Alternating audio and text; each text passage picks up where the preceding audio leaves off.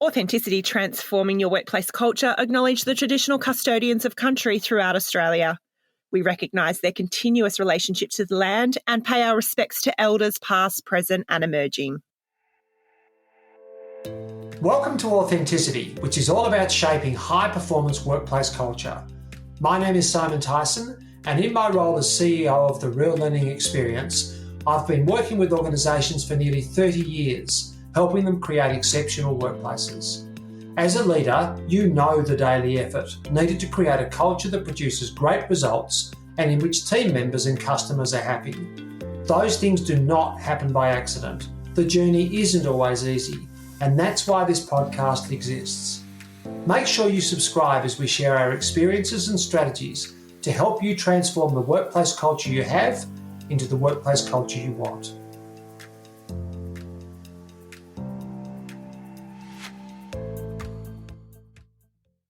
Hello to our listeners and welcome back after a little bit of a hiatus from our podcast recording. We've had a lot going on at the Real Learning Experience. I went on a 10-week holiday to Western Australia with my family in our caravan. Simon, you went on an adventure to San Francisco to see your son after a couple of years of not being able to travel internationally. I did, and fantastic time was had by all. Yes, and you also did something else exciting in Montreal while you were over that way. Yes, I did. I raced in a triathlon, so the World Old Bastards Championship. So it's the World Age Group Championship, so you compete in your age group. You've got to qualify in your age group. And one of the essential qualifying criteria is being prepared to pay for yourself to go. So it was great fun, and it's an achievement I'm really proud of. So, yeah, you were overseas, then you came back, I tag team you, I went to Western Australia, we got home. The Voyage of Abandonment. Yes, Simon liked to call it the Voyage of Abandonment. And I was home for a week, and then we flew to the Gold Coast to a conference that it was really great. Simon was a keynote speaker at the conference, and he did a keynote on Demystify and Transform Your Workplace Culture.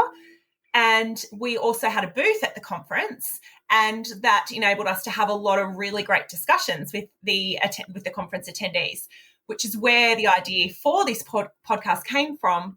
So many of the discussions we had really strong underlying themes. So whilst we're not going to talk about the conversations we had, what we thought would be really good was to have some discussions around those themes, because they'll be great for the attendees to have a little bit of a listen to, but it'll also be really great for the leaders that are podcast followers of ours. Absolutely. So the issues that the people raised with us are relevant to everyone listening to this podcast, because culture's culture, leaders are leaders, teams are teams, regardless of the actual function of the work. But maybe before we go any further, we have I don't know if we'd call him a guest.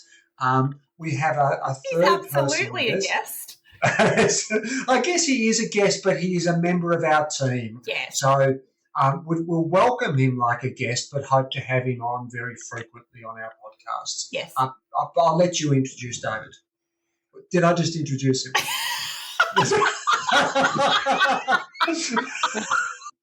Everybody? I'll let you fill in the rest. I've done the David bit. I honestly don't even know where to take it, because you said he's a member of our So, David. So, listeners, as you can see, in our hiatus, we've become even more professional. So, David's been a partner with our business for 8 or 9 years. Is that right, David? That's right, yes, yeah. Absolutely. Feels like 14 or 15, probably only feels like a couple for you, but they've been 8 or 9 great years. And David's based in Melbourne, and as a partner with our business, but he's also got a very relevant background, because the conference that we attended last week was the Australian Association of Practice Managers. So the people who really run the practices, run the medical practices while the doctors are doing their medical stuff, and the practice manager is responsible for keeping the whole operation functioning and obviously directly manages the administration team and often the nursing team. So, David, you've got an especially relevant background to that. Yeah, thanks, Simon. It's really good to be joining the podcast, and I think as part of the team, it's interesting for us to have conversations about things we've done together. And it was a great conference. I really enjoyed the opportunity to talk to a number of people about things we do. I guess my background is mostly in healthcare management and education and training, and I come at this particular topic that we're talking about today. As a healthcare practice manager, as an owner of a general practice, and in my primary role, when I'm not doing fun things with Kirralea and Simon, I'm managing a team of about 160 staff. So I've got a lot of hands-on experience myself working in these environments, which is great things that I can share with people. But I really enjoy doing this type of work where we're also contributing to people's culture. We're talking about the things that are really exciting and happening in their businesses and how we can help them. So I guess I bring those two types of things and experience to this conversation and as well to the work that I do with the team. So it's really great. Excellent. To talk about it. And when you said I really enjoyed last week, I was sure you were about to say just spending time with Kirralea and Simon, but that's not where you chose to take it, and I'm okay with that. So let's talk about some of the things that came up. Kirralea, I know you had some things you felt were particularly relevant that came up last week. First, I thought we would start to talk about how a lot of the themes that were coming through was how important is it a good culture is when recruitment is so hard. So recruitment is really hard in the medical field at the moment, and we were at a practice managers conference, so it was very much about the medical field. But I think if you look anywhere in organizations, it is hard to recruit at the moment. It doesn't matter where, what industry you're in. So a lot of people were saying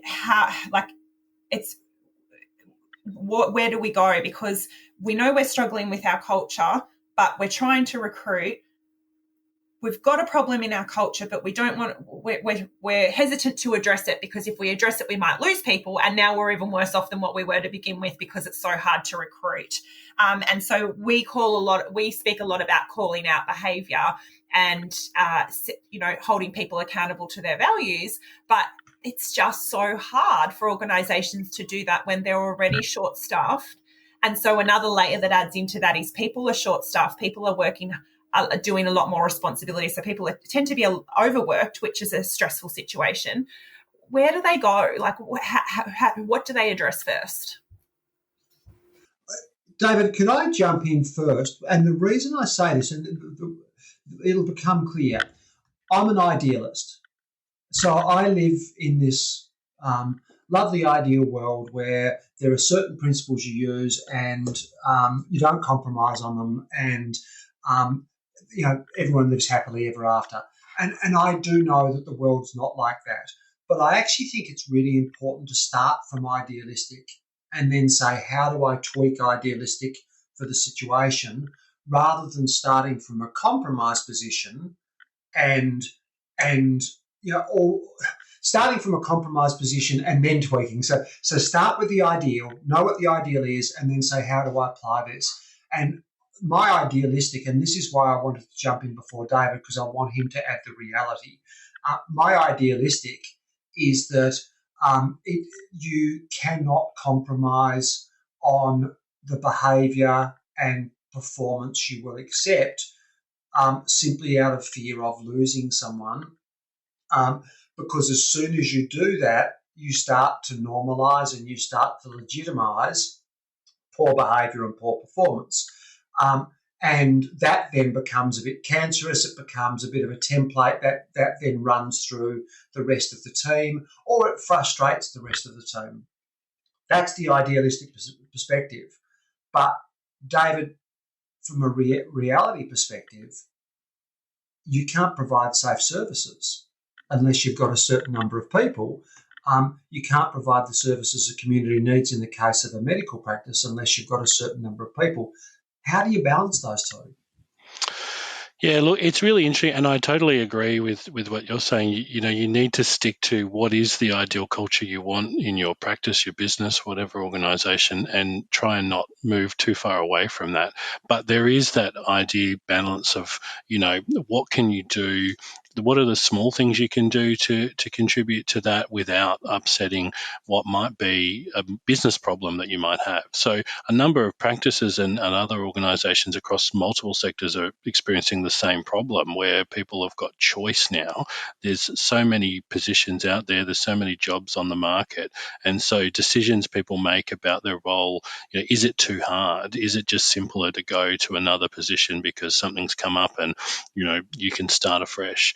Or is there that commitment? And I think the thing is, how do you work through with the team those people that are really committed to your business? And there are plenty of them. And in most organizations, I think the majority of people working in them are really committed. So how do you work with them to keep that ideal culture?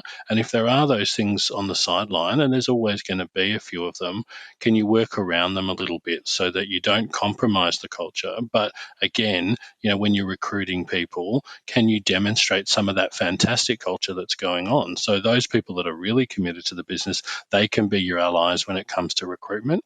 They can be the ones that you can actually use and evolve around. So I think about that, with, say, recruiting of nurses or reception staff, maybe involving some of those people in the process who are positive, who provide, who live up to the values of the organisation. Maybe you can involve them in some of the discussions, because when you're recruiting for people, they're looking now to see, what's going on in this business. Am I going to be happy? Am I going to enjoy working there? And if you can demonstrate to that can, one, help with the recruitment process, and two, it keeps people engaged, doing the same thing day in and day out. It gives them a little bit of extra contribution to the business, really. Yeah. No, I think that's, and look, I think if we start with the premise, and this does change the mindset a bit, you're going to lose some people. That's a given. You are going to have turnover. We live in a world where people are examining their choices, examining their lives, where people don't stay as long in roles, where people are more precise about what they expect from the workplace culture and the work experience they have. So if we start with the premise that we're going to lose some people, my idealistic view of culture becomes more tenable, because by having an idea, if we compromise on culture, we risk losing the people who want to be the best versions of themselves and who want a great workplace culture, because they get frustrated when they look at us compromising, because what we're doing is compromising their ability to do great work and compromising their opportunity to have a great experience at work. And so we lose those top end people. Where we become idealistic and say we've got a culture we expect and we're not going to compromise on that, then we may lose people who don't want to be part of that. So we lose the bottom end. And I don't believe in bad and good people, but I do believe there are people who want to be part of where we're heading, and there's people who don't.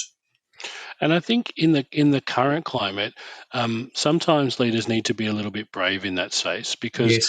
to think about the fact that you are going to lose people, it's daunting. It's thinking forward to, I'm going to have one less person or two less people in my team, and I'm going to have to start recruiting. And that, to a lot of people, we've gone through a lot of things over the last few years. That can be daunting, thinking, is it too hard? Is it something that's going to require a lot of energy that I don't have? And that's where I say, be a little bit brave and think, actually, the long-term impact for your business, for your organization, is a strong one if you're able to go, no, we won't compromise on these things. In fact, we're going to move forward and we're going to save time. We're going to actually have a great organization and culture if we are brave enough to go, yep, we may lose a couple of people. So, that's just the reality. Yeah. David, do you think that the reality is that idealistic approach works? Because a lot of the conversations I had, and I'm going to call doctors out, and no offense to doctors, but a lot of the conversations were around the the problem I have is with a doctor, and I can't afford to lose that doctor. So we just have to suck it up, because it took us 8 months to find the doctor, and I don't know how long it's going to take us to get another one. So whilst I don't disagree with anything that we're saying, and that the idealistic approach is absolutely always, and being brave enough to go, this is the culture we want, because the bottom line is that the culture is what will drive everything else. I just don't know whether people feel that they're in a position to be brave when the problem is a doctor causing the culture issues. It's a common thing, and look, and I can say this because some of my best friends are doctors. But the reality is, they've got to be part of that. They've got to be part of that solution too. So my attitude towards this is, yes, we need them, and we love them, and they're part of our business, and we've got to have them to succeed and to operate. But they've also got to be, just like any other team member to me, you've got to be able to call them out on things. And I think what it comes down to is, can the leader of that business develop a relationship with those people where they're confident enough to call them out, have a respectful conversation about things, and move on and work through them. So I think one thing that people can do is work on what that relationship looks like with those people, so that they can, if you can develop enough respect for one another to have those conversations, then it's a lot easier to call people out and say, no, we don't do that here in our business. And yet, yes, you're really important, and yes, you're the center of what we're doing in our service, but you are still part of a team. Yeah. And look, for those people listening who aren't in medical, you often will have the same issue. It's the media organisation with the star talent, or the remarkable salesperson. It's the real estate firm with the gun agent. It's whatever field you're in, you will have performers that you feel more reluctant to lose, and therefore we hold back. And the message that comes through from that is that some people are valued more than others, and that then leads to other people buying out. I mean, we dealt recently with a medical practice that was short-staffed, went through a fairly idealistic culture reshaping process where they decided not to compromise, and they held their ground really, really well. There were 3 people who decided that the new culture was not something they wanted to work in. What it really came down to is they were being held accountable, and they had not been held accountable for so long it was uncomfortable. So they chose to leave. They only replaced one of those people, but they were no longer short-staffed. And so what happened was that the shift in culture meant they got so much more productivity from the rest of the team, but also the 3 people who chose to leave were having a significant impact on morale and productivity. And without them, they got more done, and with a better culture, the remaining people got more done. So they went from short staff with more people to adequately staffed with less people. But that also included some uncomfortable people being held accountable, some people that they felt really awkward about doing that with because they were either senior or specialised, or because they were just a little bit prickly. And that those are the people that are hard to hold accountable. So I fully support what you say, David. And I think where sorry, David, to cut you off. I think anywhere where there's a specialised role coming in, and that isn't just necessarily medical, that first barrier you need to break down is when they're in the position of thinking you need me more than I need you. Yeah. And that's very much wherever there's a shortage at the moment, and there's definitely a doctor shortage, but there is plenty of other shortages all around different organisations. Exactly what David said, to be able to create that space where you can have that honest conversation, I think really starts with breaking that barrier down of people being able to say, well, you need me more than I need you, so I can do whatever I want. Breaking that down. Yeah, and that's the key thing. Yes, we call out shortages across lots of sectors, and in the medical sector, yes, there's a shortage of doctors, but how productive is the organisation going to be based on that bad culture and behaviour? Yeah. So whilst you might need that doctor, and we need them to run the healthcare sector, if the organisation itself is going to be really unproductive, you're probably not going to get good patient outcomes. You're not going to get Absolutely. what you need. So you've got to look at it in context. And, that's the same for any industry where you've got, I guess, those high-powered jobs that are, I guess, the skill of a technical role. That's the same, whether it's in healthcare or any other role. It's about the fact that how productive you're going to be if the team just doesn't work together and you can't get them to Absolutely. engage. Yeah. Anytime there's any relationship in which there is a power differential is almost certainly going to be unhealthy. And it's just unfortunate. It's the whole, power corrupts and absolute power corrupts absolutely. What happens is when there's a power differential, we, without necessarily intending to, start to behave in a way that takes advantage of that power. So if someone believes they need me more than I need them, they start to resist being held accountable. They start to resist being given feedback. They start to resist being having higher standards imposed on them. They start to resist expectations that they're not comfortable with, even if they're reasonable. So the only way we can effectively deal with that is rebalance the power. And sometimes you mentioned the word courage before, David, of saying, look, we really regret losing you, and we want you to stay. Let's be clear on that. But we can't have that behaviour or that performance in our workplace. As soon as we do that and draw the line, that's that courage, and maybe we just restore a little bit of balance in that power differential. Very often, I would say 90% of the time that I've heard someone say, and people have been doing it for years, oh, if you hold me accountable, I'll leave. Now, they don't say if you hold me accountable, but if you expect that of me, or if that's the attitude you've got, then I'm going to leave. 90% of the time, they don't. Because the reality is they don't necessarily have quite as many choices as they think they have.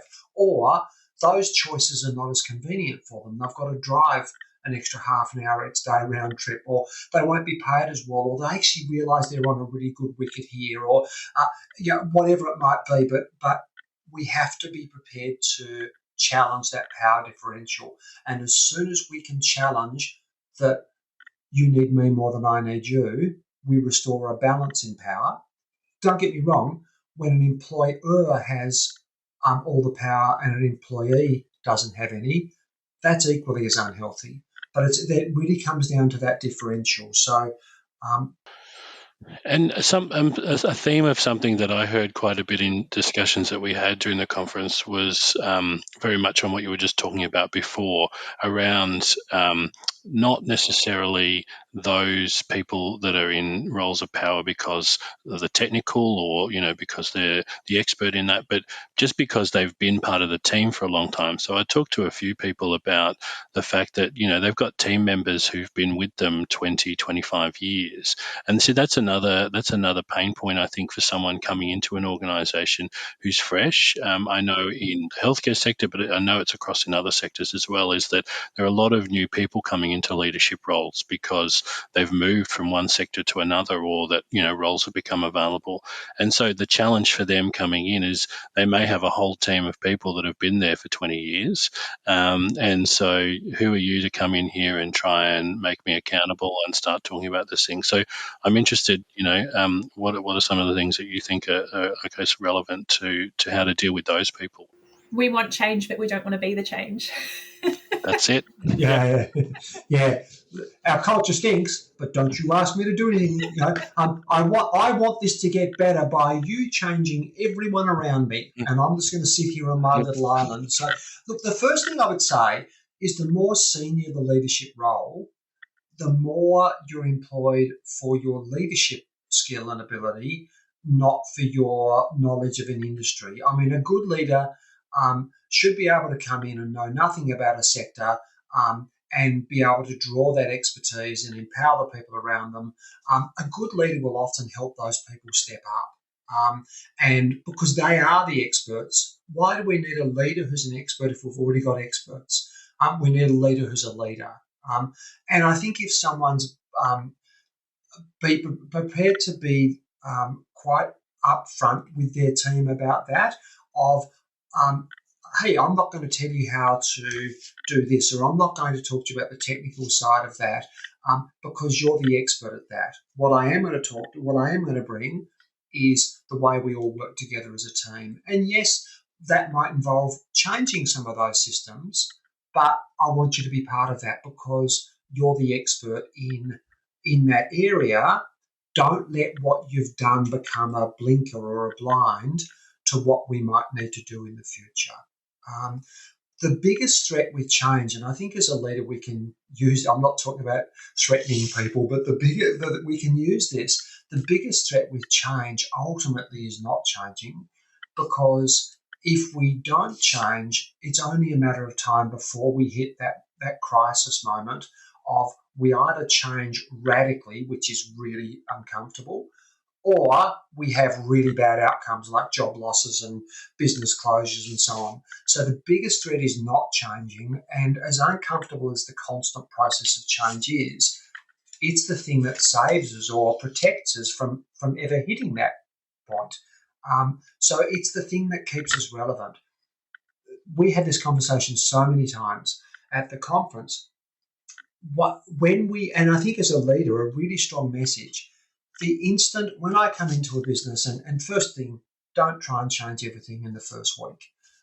Spend some time building relationships, spend some time understanding, spend some time connecting, and then you can start. And look, if there's anything critical, you might need to change it straight away. But like anything that's causing a danger or something, anything that's completely dysfunctional. But spend some time, show the respect to learn a little bit about the place.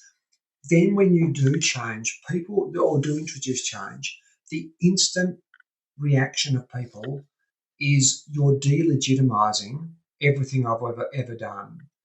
And a really strong message is to say to people, what we've been doing has been great for them. And in 5 years, we'll look back and we'll say what we did then was great for them. It might not be as good for the future, or it might not be as relevant today as it was yesterday. So what we're saying is we need to change to stay legitimate for today and tomorrow, but that doesn't undermine anything you've done in the past. It doesn't mean what you've done is not worthwhile or that you've done it badly. It just is a recognition that what's right today is right today, but it probably won't be right tomorrow. And what's right tomorrow won't be right the next day. And I think it's a really important message, and I think it shows that emotional intelligence from a leader to say, I value what you've done, but we also need to evolve. So it's that whole thing about, it's because there's a lot of people coming into new roles. So the key thing for them is what can you listen and hear and identify as some of the great wins and things that people have been doing before you start talking about the new ways around working, just because Absolutely. you need to. And clearly there are always better ways to do things and more efficient ways to do things. But is it the best approach to come in guns blazing and say, let's change this, and this, without understanding that, especially the sensitivities, I think, in that conversation about you've got people that have been there a long time. So those people are always going to think, well, we've been doing it for 20 years. Why would we do it any differently? But if you can demonstrate your expertise around future and changes that we have in technology, legislation, all the technical things that we're going to have to consider about why we might need to change those things, you can get more engagement from people, as you said, about acknowledging that it's been done really well. Can we do it better? Maybe get some ideas from the team. Yeah. Do you know, if you think as a leader how much it pisses us off when people say, oh, we've always done it this way, and I've been here for 20 years, don't tell me how to do my job. That really pisses us off. But imagine how much it pisses them off when I march in on my white horse and say, right, I'm here to save the world, and what I did there in my last business or practice or role, what I did there was brilliant, so it will be brilliant here. Both of those they're two sides of the same coin. So what we need to do is have that period of time where we acknowledge and we accept, what is it you've been doing? Let's have a look at that. And that allows us as a leader to work out, these strategies worked for me in the past, and I'd really like to do something like that here, but it won't look the same here. What will it look like here? How does that mesh with the realities of this organisation? And I think that's why we've got to have that time, apart from building the rapport and allowing understanding to develop. Just one point that came up before around accountability. Blunt statement. If you as a leader see someone perform or behave badly and choose not to address it, that's a choice to let a human being suffer. And it might be one human being, it might be 20 human beings, it might be 100 human beings. And the reason I say that is if someone's behaving badly, then and I choose not to address it, I'm letting their colleagues suffer. I'm probably also in a medical practice, letting patients suffer because now they're dealing with demoralised and demotivated people. If someone's practice is not ideal, but, they've been here for 15 years and I'm not going to say anything, it's not illegal, it's just not ideal, and I choose not to do anything, then I'm letting patients suffer. And so as a manager, when you make the choice not to deal with something, recognise that is a choice to let a human being, at least one other human being, suffer. And there's no escaping that. It's tough. Yeah. But that's, for me, that helps me have the courage to deal with things. Absolutely. And I think that leads us into our next topic, which was we talked a lot about with people at the conference, practice manager versus practice leader. If you aren't leading, who is? But that's applicable to any person in any role, whether that be, a manager versus leader. And if you're not leading in your role, then who is? Kirralea, before we move on from that change, could I just throw in one other thing? Yeah. This is a little counter to my idealistic position. Okay, so one of the compromises, I don't think we should compromise on the idealistic outcome. I don't think we should compromise on the accountability. But what we do need to do, I believe, is rein the horse in a bit. There's a lot of horse metaphors today from me. Yeah, there is. Must be fairly soon. Fairly soon I'll be saying if you can't, you can lead a horse to water or something like that. Interesting for someone that doesn't even know what day Melbourne Cup is on, but that's okay. I sort of know it's on, I just forget it happens. But what I think we need to do is we need to rein it in a bit and say, as idealistic as we might be, as passionate as we are about things being this perfect world we want to create, we might need to recognise we have to get there slowly. And the people that are having the most trouble getting there, maybe we've got to show them some patience and some support, and we do it with kindness. So it's not about just saying this is where we expect you to be in big stick.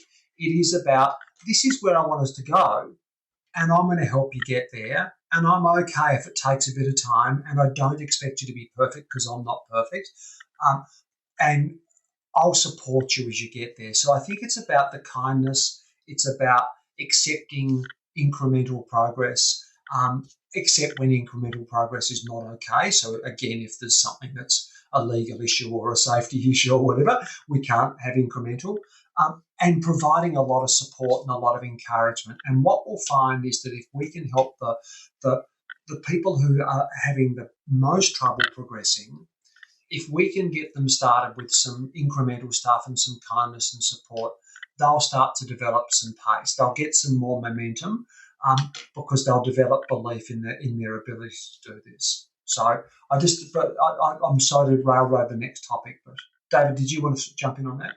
I think something else that gels for me around accountability that I keep reminding myself of when I'm having conversations with people is about expectations. And I think this sort of leads very much into that difference between being a manager and a leader, is that a leader, nice segue back, mate. That's you'll be the star of the podcast. I mean, the lead.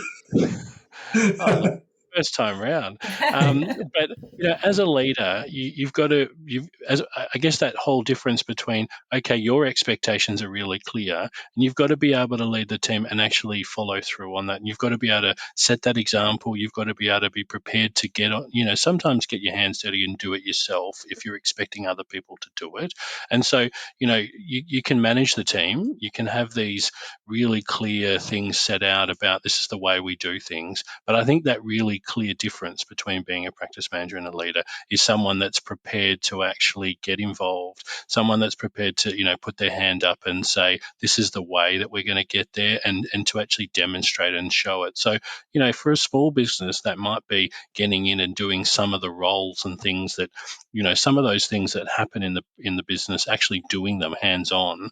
And in a bigger organization, it's being prepared to really get into discussions with people about the best way forward and be able to demonstrate that you can do it as well. And you're not just leaving it down to, I'm setting an expectation everyone must do. It needs to be, this is the expectation we have as an organization. How do we get to that point as a team? So, and that really, that links back to that whole thing about accountability. It's got to be really clear. You can't make people accountable for things unless you set clear expectations and they're realistic and they're the things that you'd be prepared to do yourself. And that you're prepared to have conversations with people about. I think that was what you just said before, David, is it's all great. It's good and well to have these expectations and these culture expectations for your workplace as a manager. But what takes you through to that leader is when you're prepared to have those authentic conversations with them when things aren't happening, and whether that's good or bad or indifferent behavior, just having that conversation and normalizing that conversation that happens so that people get that feedback of going, you know what, yeah, okay, that wasn't where it needs to be, or yep, that is exactly where we need our culture. This is the behavior that we need in our organization to achieve the culture that we want.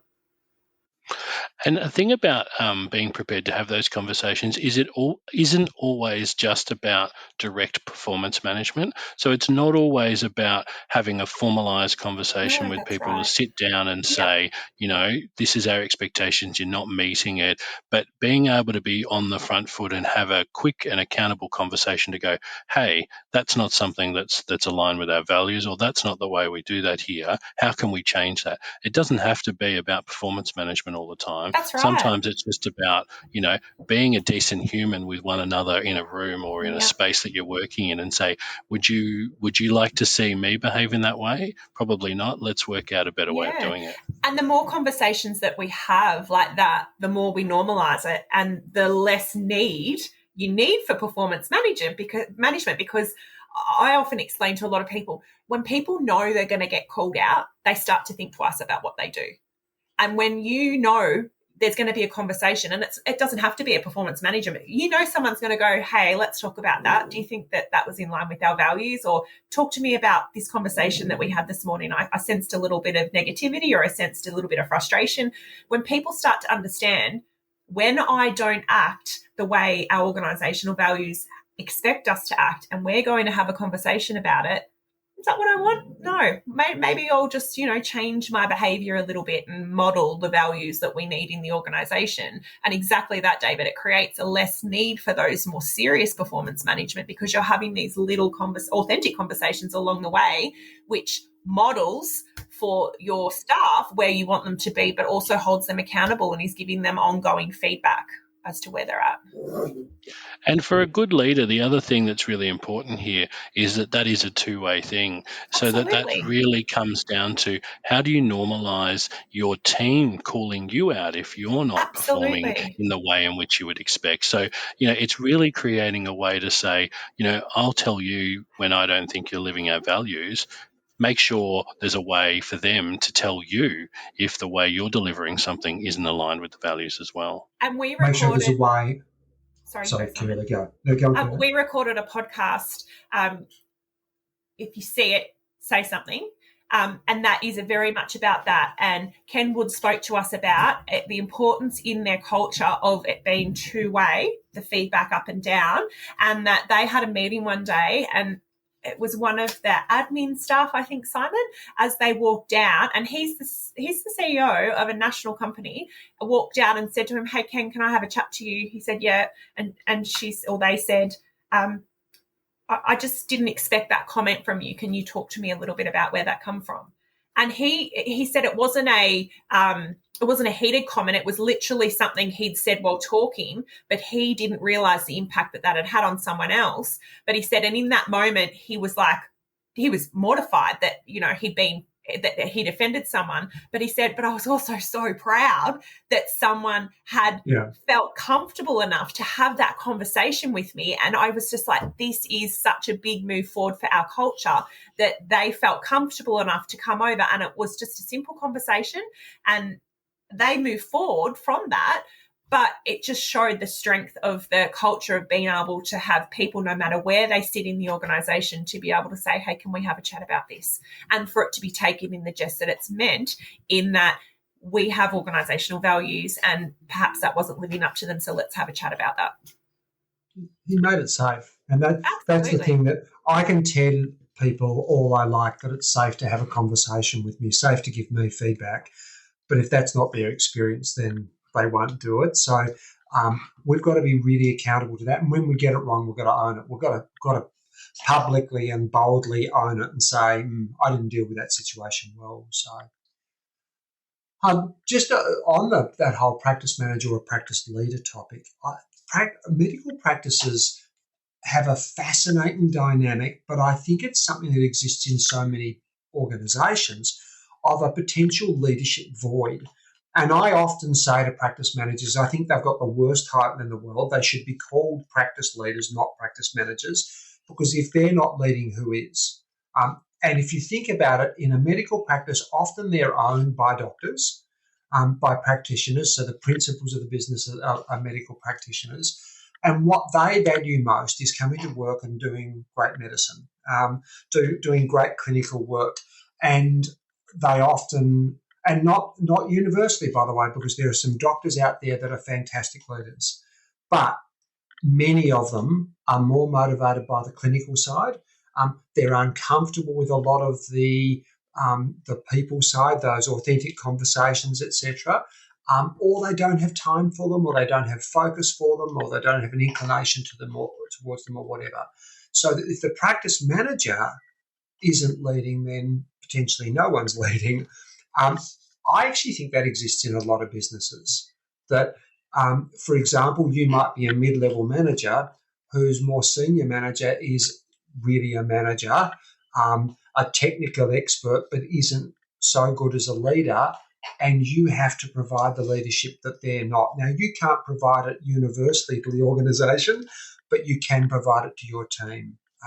And sometimes we've got to recognise, and practice managers, as I say, this happens more often for them than in some other organisations. We've got to recognise when our title might say manager, but we've actually got to fill that void, where we've got to provide the leadership that other people are not providing.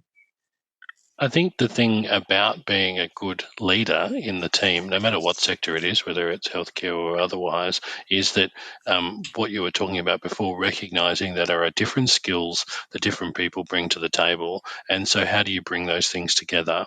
Your biggest challenge really is to be able to utilise those skills and to bring the team along on the journey to get to the outcome you need to achieve. So, for many practice managers, for example, many of them may not be from a clinical background, but they're managing and they're leading clinical staff. And so how do you go along on that journey to say, well, I'm not an expert necessarily in the clinical space, but I am, I guess, your expert in terms of how do we get to where we're going? How do we create a culture? How do we create an environment to get the things achieved? I'm there to support that. And if people see that as a supportive role to their technical skill, then hopefully, that link between the two things will get them to where they need to be.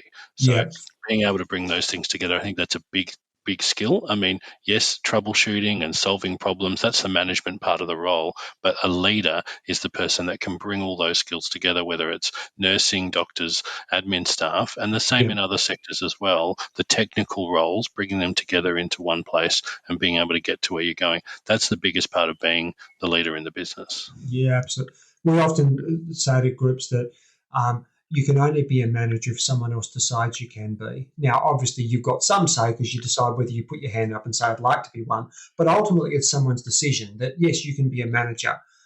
You can be a leader whenever you want.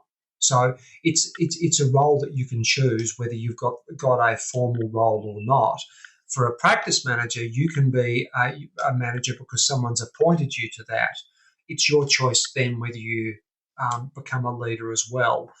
The problem is if you don't make that choice, then potentially there's a leadership void in the organisation and people aren't getting what they need from you, because when you were appointed to the role of practice manager, they didn't put you in that role because they just needed a manager.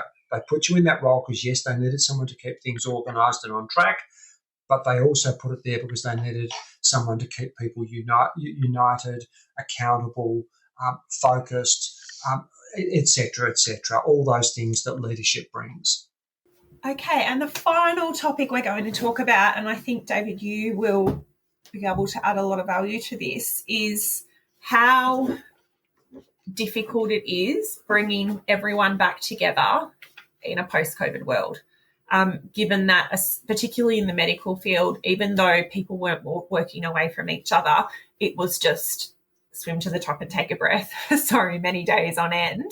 And a lot of the practice managers I spoke to just said that they just can't seem to regather as a group, and staff morale is quite low, and it doesn't matter what they try to do, that everybody is just so fatigued from just how difficult that period or that extended period of time was, especially through Victoria and New South Wales.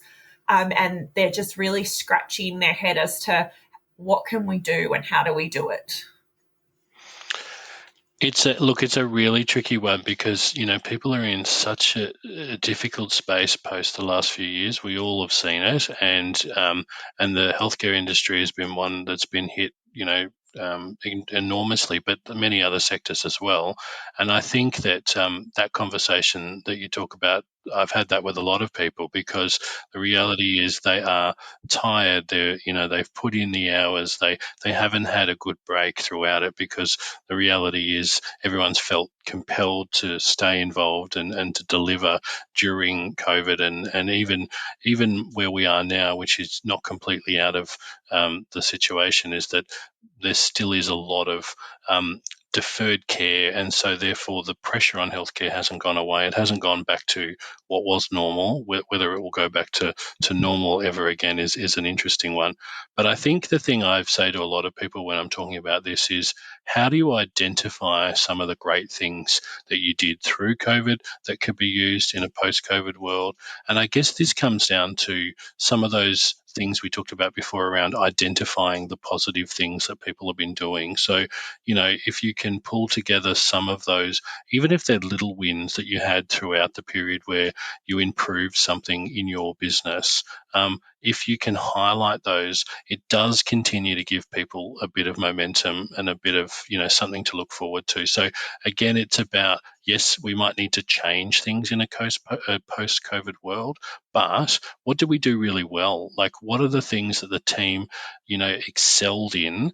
And I guess as a leader, how can you demonstrate those things to keep people motivated? And I guess this helps with recruitment too, because if you can actually show how well the team worked together through this period, they can get through anything in reality. So it's about, maybe just doing a bit of work on what are those wins, what are those things that you've done really well. That keeps the momentum going, I think, to a certain degree, but also it's about balance and making sure that everyone gets, enough time and enough, encouraging people to not overdo it, to not burn out. Maybe now's a time to start thinking about recruitment so that you've got a pool of people to support the roles you need, if you need them in the future. So, you don't go into a situation where it's every person spending, 14 hours a day. In fact, you've got a bigger pool of people that can help and gather round.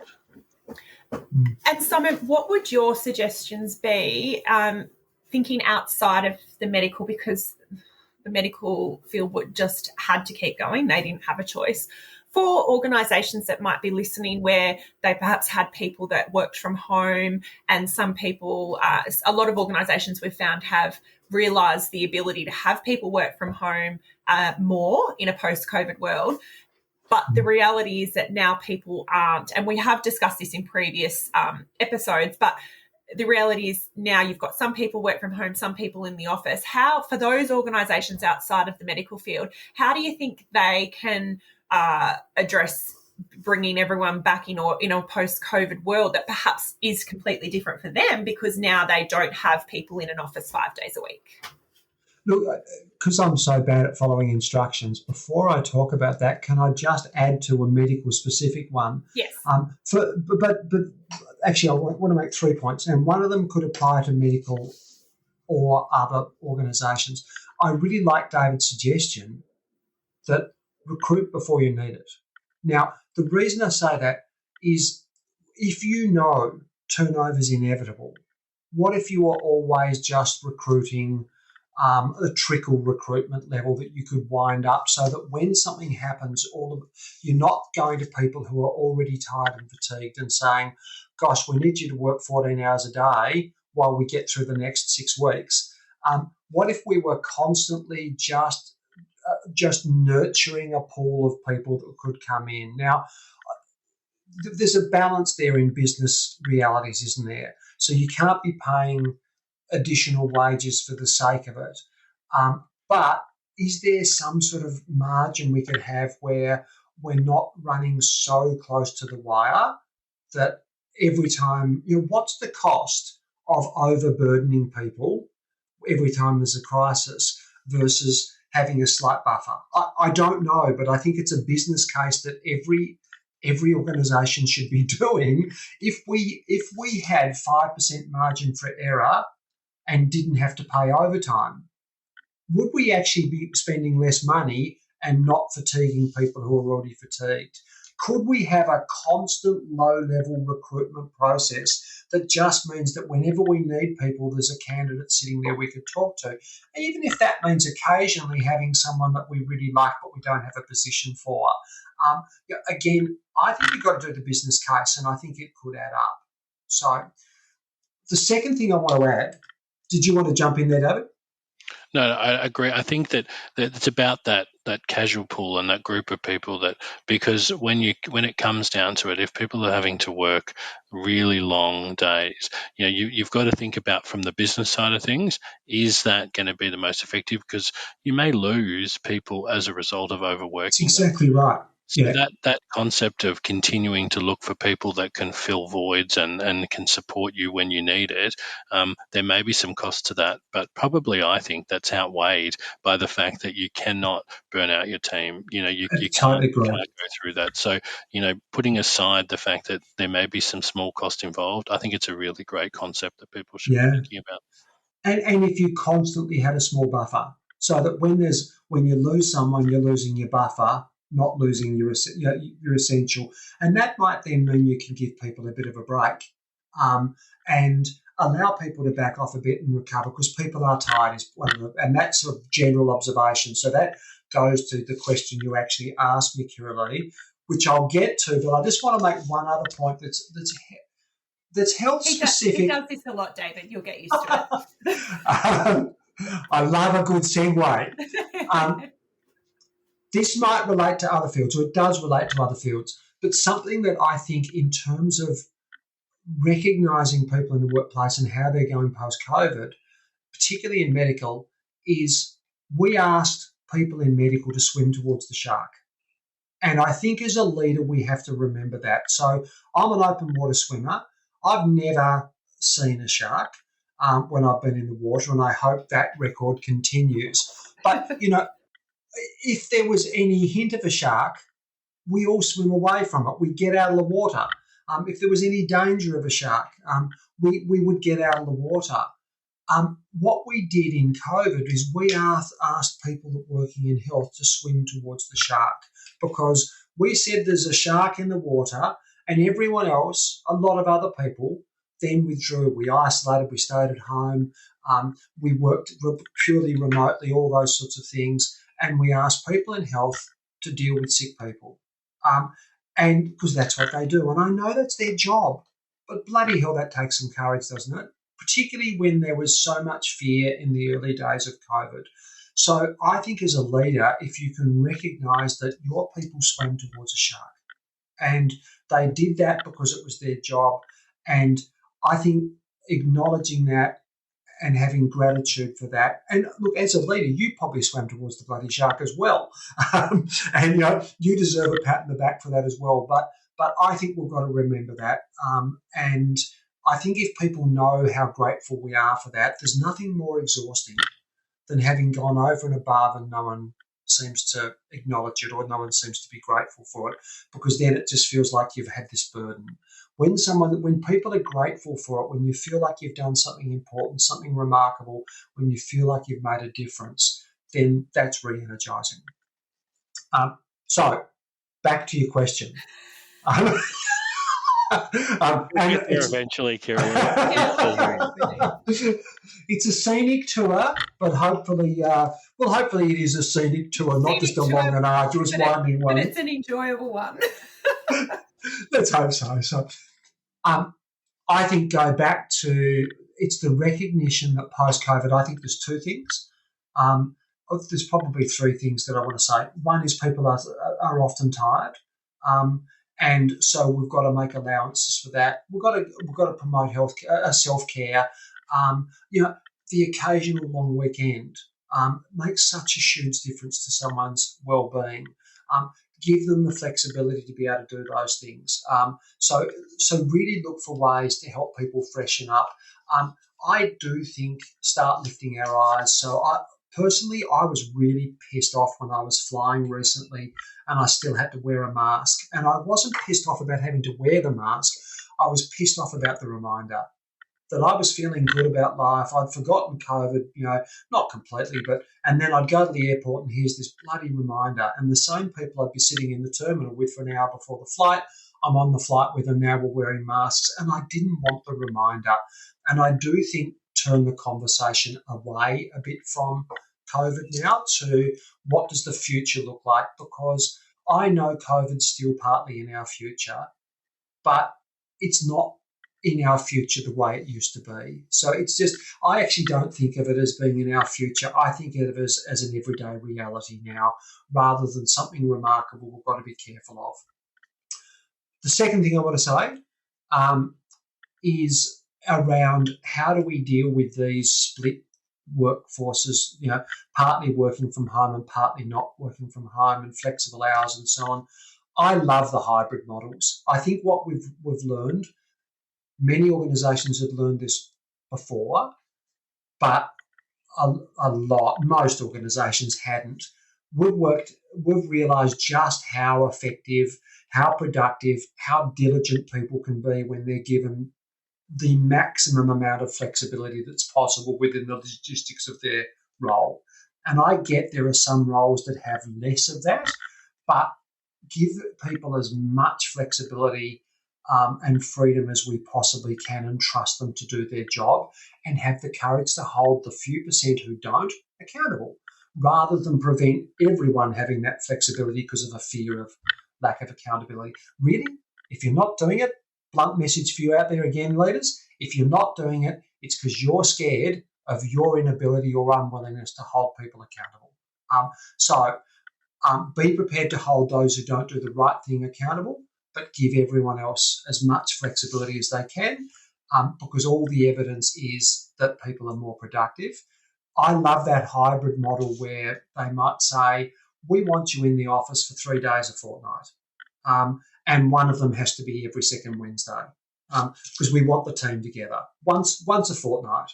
And you and I, Kirralea, you and I work together very closely in terms of work practice, but not geographically.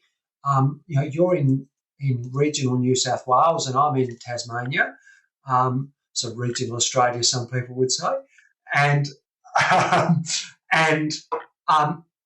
we get together maybe once a month, which we coincide with other work.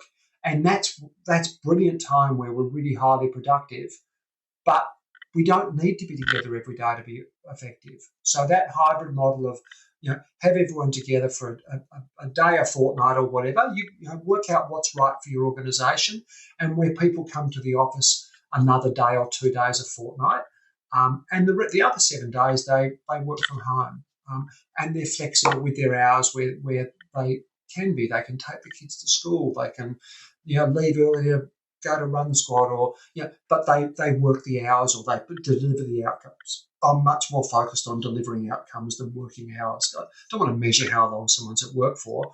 I want to measure their productivity. So that's the second one, and I look in all of that waffle. I lost the third one. It was something absolutely brilliant, but it'll have to be the subject of another podcast. That's fine.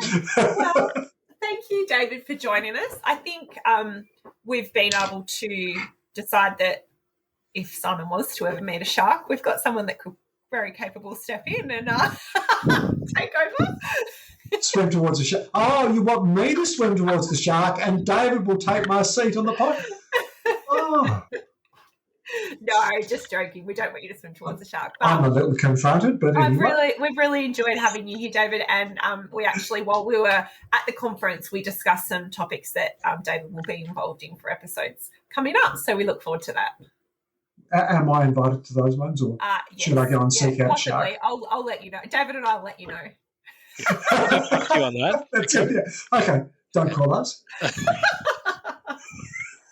Been fun as usual. It's been great. Thanks, David. Thanks. Thanks for listening to Authenticity, Shaping High-Performance Workplace Culture. If this episode has provided you with strategies, insights, or inspiration, head to your favourite podcasting app and make sure you subscribe to be notified of future episodes. To get a sense of how your current culture measures up, you can take our Authentimeter, a free online assessment. It will take you about 10 minutes and give you an indicator of exactly how authentic your culture is. You can find that at authenticity.com.au/podcast.